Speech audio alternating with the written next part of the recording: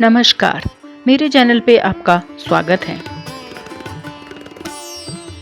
भगवान शिव देवों के देव महादेव हैं। उनका रहन सहन, वेशभूषा और गण सभी देवी देवताओं से अलग हैं। शिवजी के हाथों में त्रिशूल, डमरू, माथे पे त्रिपुंड, गले में नाग लिपटे रहते हैं। देवों के देव महादेव ही इस ब्रह्मांड के शुरुआत भी हैं और अंत भी। शिवजी का रूप बहुत रहस्यमयी है। उनके एक हाथ में त्रिशूल, दूसरे में डमरू, गले में नाग, जटा में गंगा, मस्तक पर चंद्रमा आदि बातें उन्हें सबसे भिन्न बनाती हैं। उनके पास ये सब कैसे आई या उन्होंने कैसे इन सबको धारण किया, सबकी अलग अलग कथाएं प्रचलित हैं। मेरी पिछली वीडियो में आपने गंगा माँ की कथा सुनी थी।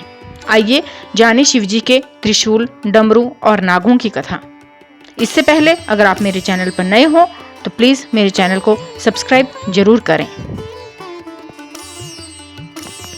त्रिशूल का रहस्य। भगवान शिव सर्वश्रेष्ठ अस्त्र शस्त्र के ज्ञाता हैं। पौराणिक कथाओं के अनुसार इस सृष्टि का प्रारंभ भगवान शिव से ही हुआ है।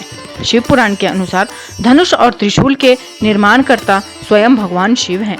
सबसे पहले उन्होंने ही धनुष का आविष्कार किया और प्रयोग भी किया। कथा के अनुसार सृष्टि के आरंभ में जब ब्रह्मांड से शिवजी प्रकट हुए तो उनके साथ 3 गुण रज, तम और सत्व भी प्रकट हुए।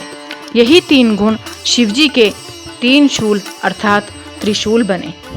इन तीनों गुणों के बिना सृष्टि का सृजन और सामंजस्य बिठा पाना संभव नहीं था। तभी भगवान शिव ने इन तीनों गुणों को अपने हाथों में एक शूल में बांध कर रखा।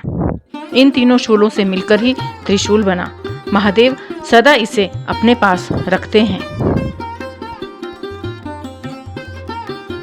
शिवजी ने क्यों बजाया डमरू? भगवान शिव के हाथों में डमरू आने की कथा बड़ी ही रोचक है।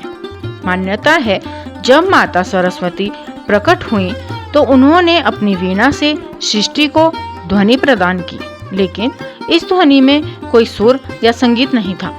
तभी उस समय भगवान शिव ने नृत्य करते हुए 14 बार डमरू बजाया और उस डमरू से सुर, ताल, संगीत से सृष्टि में ध्वनि का जन्म हुआ। शिव पुराण के अनुसार कहा जाता है कि डमरू स्वयं भगवान ब्रह्मा का स्वरूप है। भगवान शिव क्यों पहनते हैं सांपों की माला? भगवान शिव के साथ हमेशा सर्प रहते हैं। उनके गले में आभूषण के रूप में एक सर्प रहता है जिसे नागराज वासुकी कहते हैं। समुद्र मंथन के समय इसी नाग का रस्सी के रूप में प्रयोग किया गया था। नागराज वासुकी ने शिवजी की कठोर तपस्या की, जिससे प्रसन्न होकर शिवजी ने नागराज को अपने गले का आभूषण बनाकर धारण किया और उन्हें नागलोक का राजा बना दिया। त्रिपुंड का रहस्य। हिंदू शास्त्रों के अनुसार भगवान शिव को त्रिपुंड लगाने से वह जल्दी प्रसन्न होते हैं और नवग्रहों के दोष से मुक्ति मिलने के साथ साथ सुख समृद्धि भी प्राप्त होती है।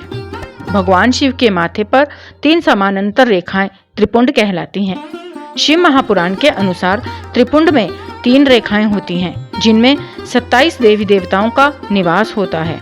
पहली रेखा में 9 देवियों का निवास होता है, दूसरी रेखा में 9 ग्रहों का तथा तीसरी रेखा में 9 देवताओं का वास होता है।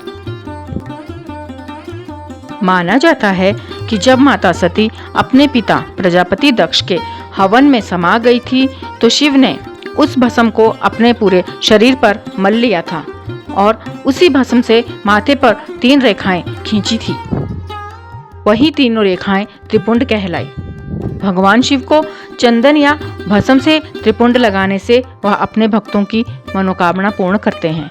शिवजी को त्रिपुंड लगाने के बाद स्वयं को भी त्रिपुंड लगाने से मानव के अंदर की नकारात्मक ऊर्जा समाप्त हो जाती है और मानव को मस्तिष्क में शीतलता मिलती है। साथियों, आशा करती हूँ कि आपको मेरी यह जानकारी अच्छी लगी होगी।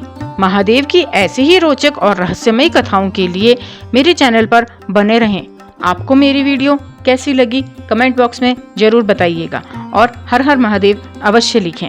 महादेव सब पर अपनी कृपा बनाए रखें। वीडियो को लाइक कीजिए, शेयर कीजिए और मेरे चैनल को सब्सक्राइब करें। मिलते हैं ऐसे ही किसी रोचक कथा के साथ अगली वीडियो में। वीडियो देखने के लिए धन्यवाद। Thank you. Her her Mahadev.